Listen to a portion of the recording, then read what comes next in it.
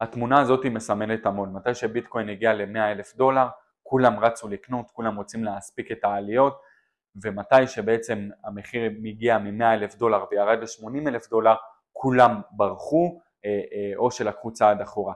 וזה בדיוק הפוך ממה שאתם צריכים לפעול. זה נקרא מדד הגרידיות.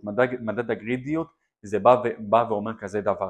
מתי שהמחיר עולה, כולם רוצים להספיק את העליות ולכן ישירות רצים לקנות, ומתי שהמחיר יורד אז הם מפחדים להפסיד ולכן הם מוכרים.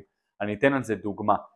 טראמפ הטיל מכסים כמעט על כל העולם, ומה שקרה לה שהוא גם בכלכלה המסורתית וגם בעולמות הקריפטו, ה-S&P 500 תיקן את עצמו ב-25%, הנסדק תיקן את עצמו ב-30%, הביטקוין תיקן את עצמו ב-35%, אז כולם ברחו כי פחדו שהמחיר יורד מכל מה שטראמפ עושה, והיום בזמן הנתון הזה הוא תיקן את עצמו, הוא חזר למחיר שהוא היה ואפילו יותר ממה שהוא היה לפני. ולכן בעולמות ההשקעה, מתי שהשוק מתקן את עצמו, תמיד יקפצו את אותם כתבי חדשות או את אותם אנליסטים שבאים ואומרים השוק מתרסק, תברחו, ואתם עלולים לפעול על פי זה ולעשות טעויות.